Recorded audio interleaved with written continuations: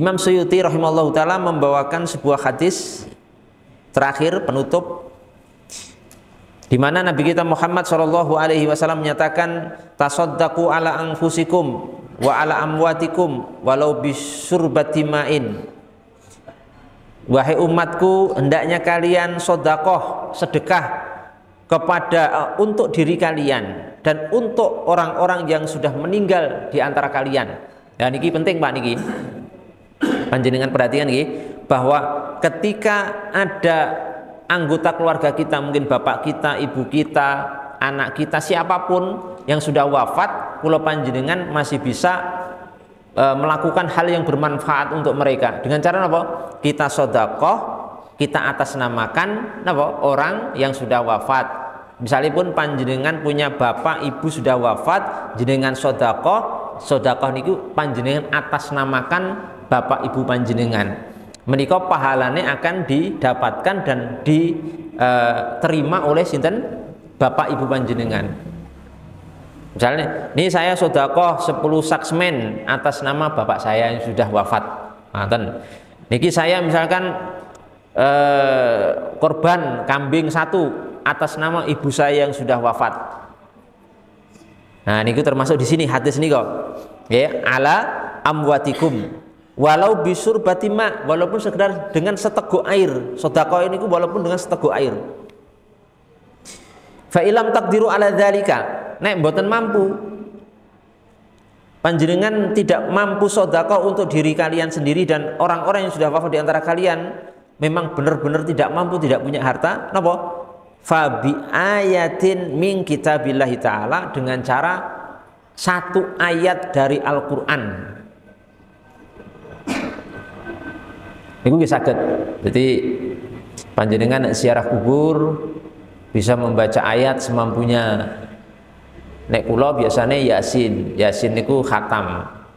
Nek ziarah ibu saya. Dalam sebuah hadis Nabi Muhammad SAW bersabda, kalau kalian ziarah kubur, maka hendaklah kalian baca syai' minal Qur'an, ya, baca sebagian daripada Al-Qur'anul Karim, dan diniatkan untuk orang yang sudah wafat, bapak dan ibu kita. Dan mereka menurut semua ulama, hampir semua ulama 4 madhab, menurut Imam Abu Hanifah, Imam Malik, Imam Syafi'i dan Imam Ahmad, menika pahalanya sampai. Nek kula biasanya surah Yasin atau mungkin Al-Fatihah juga bisa.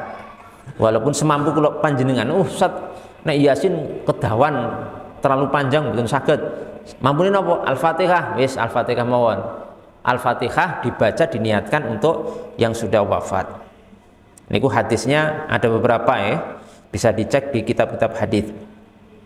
Fa ilam ta'lamu syai'an minal Qur'an, kok ternyata Quran nggih mboten saged,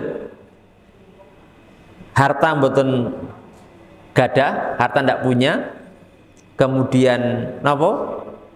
Quran nggih ndak bisa baca, terus bagaimana? Kata Rasulullah SAW, fad'u lahum bil maghfirati warahmah. Ya, doakan mereka itu dengan ampunan dan rahmat dari Allah Subhanahu wa taala. Doakan nggih saged, mosok ya ora iso. Masuk Quran mboten saged. Waduh, pripun carane? Kita bersedekah kepada orang yang sudah wafat dengan mendoakan dan memberikan memintakan istighfar ampunan kepada Allah Subhanahu wa taala. Ya Allah, nek mboten saged bahasa Arab nggih, ya Allah ampuni bapak dan ibu saya, ampuni dosa-dosanya, rahmati beliau berdua, luaskan kuburnya, terangi kuburnya, dan jadikan beliau berdua dari para calon penghuni surga. Jangan Allahumma gfir lahuma atau Allahumma gfir lahuma warhamhuma, ya, wa wasi' madkhalahuma.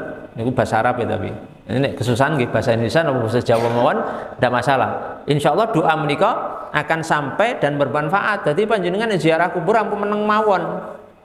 Ziarah kubur meneng mawon. Eman-eman niku dimanfaatkan untuk mendoakan ampunan, maghfirah, gitu, rahmat untuk orang yang kita ziarahi. Niku dinanti-nanti Pak di alam kubur. Dan doa menika bermanfaat dan sampai bittifaqil ulama, dengan kesepakatan semua ulama.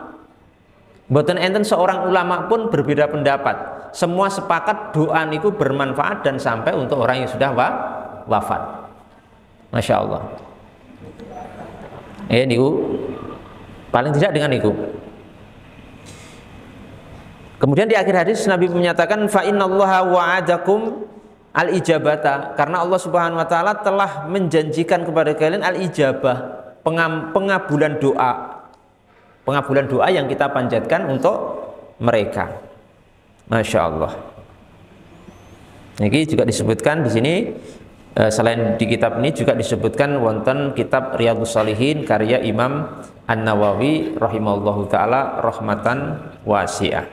Untuk bacaan Al-Quran itu apa memang harus diniatkan atau otomatis anak membaca Al-Quran itu sampai kepada orang tua?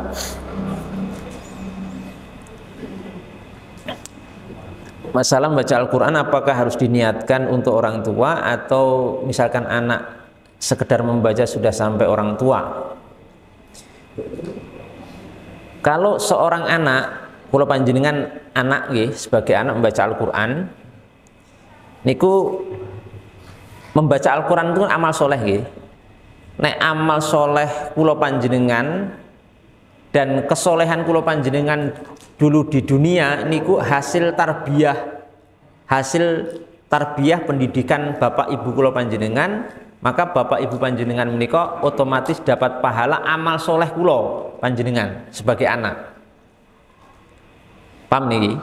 Nah, cuma nek untuk bacaan Qur'annya secara khusus niku ndak dapat secara langsung. Jadi yang mendapatkan otomatis niku amal soleh secara umum. Kan baca Quran termasuk amal soleh gitu. Tapi pahala Qur'annya niku kan memang hitungannya benten. Lah, kalau untuk bacaan Qur'annya supaya sampai kepada yang sudah wafat, menurut 4 madhab para ulama niku diniatkan kepada yang sudah wafat itu sampai menurut kesepakatan atau hampir semua ulama 4 madhab. Dengan dasar tadi nggih perintah Nabi Muhammad SAW ketika kita ziarah kubur itu untuk membaca Quran untuk yang sudah wafat. Kalau nggak sampai kan nggak mungkin masa Nabi memerintahkan sesuatu yang tidak sampai. Nah, tadi nyata cara ini pun ngeten. Misalnya jenengan ajeng maca Quran nggih. Misalkan Al-Fatihah, dan jenengan saat derenge maca Al-Fatihah niku bisa dalam hati, bisa dilafadzkan. Ning atine ngeten, di dalam hati niku saya membaca Quran dan pahala bacaan Quran saya sampaikan, saya kirim untuk bapak dan ibu saya yang sudah meninggal. Lah terus panjenengan baca Quran. Niku sampai. Sanes menurut kula nggih, niku semua ulama hampir tidak berselisih. Terus ngeten. Atau didongake ngeten. Jenengan maca Quran dulu, Al-Fatihah misalnya, pas sudah selesai, terus berdoa, ya Allah sampaikan pahala bacaan Quran saya niki untuk bapak dan ibu saya yang sudah wafat. Jadi bentuknya doa. Nah doa kan tadi sepakat ulama sampai ini. Ya, itu ikhtiar, wujud ikhtiar kita sebagai anak untuk bapak ibu kita yang sudah wafat, niku masih bisa berbakti dengan cara apa yang sudah kami sebutkan tadi. Termasuk misalnya sedekah nggih ya, benten ngeten. Jenengan sedekah teng masjid niki 100 sak semen, misalnya mriki nembe napa? Bangun. Jenengan infak niki, saya infak 100 sak semen masjid niki. Seperti ini toh, bapak ibu jenengan yang sudah wafat niku dapat pahala amal soleh jenengan karena jenengan melakukan amal soleh. Ning nek untuk 100 sak semen niki pahala khusus untuk orang tua mboten sampai nek mboten jenengan niatkan. Jadi niki napa? Saya sedekah 100 sak semen atas nama bapak ibu saya namanya ini yang sudah wafat. Ah niki nek pahala khusus 100 sak semen niki nanti sampai ke bapak ibu panjenengan. Seperti ini korban juga nih, korban niku nggih dinamai niki kambing niki untuk ibu saya namanya niki atas nama ibu saya namanya niki sampai mboten sampai walaupun sudah wafat ibu panjenengan apa orang tua kita. Ketika nikah misalkan kita sedekah dengan harta kita 1 ekor kambing untuk sinten? Bapak dan ibu saya yang sudah wafat, di atas namakan, nanti dikasih nama Pak. Jadi pas nyembelih niku, oh niki ibu niki, oh niki bapak niki. Paham nggih? Paham ta niki? Alhamdulillahirabbil alamin. Niku sebenarnya pembahasannya panjang tapi ringkesannya seperti itu. Nah, kula menyampaikan materi seperti ini memang pun kula ringkes Pak. Pun kula ringkes, kula jabarke secara panjang lebar, secara ilmiah, khawatir memberatkan, tapi ringkesannya seperti itu. Kita mengikuti para ulama 4 madhab, Imam Abu Hanifah, Imam Malik bin Anas, Imam Syafi'i dan Imam Ahmad bin Hambal, insya Allah sudah aman dan terkendali ya. Karena niku sudah para ulama mujtahid sing tingkat ulamae sudah tidak diragukan, dan pendapat-pendapatnya sudah berdasarkan kepada dalil dari Al-Quran, wal hadis, ijma' dan qiyas.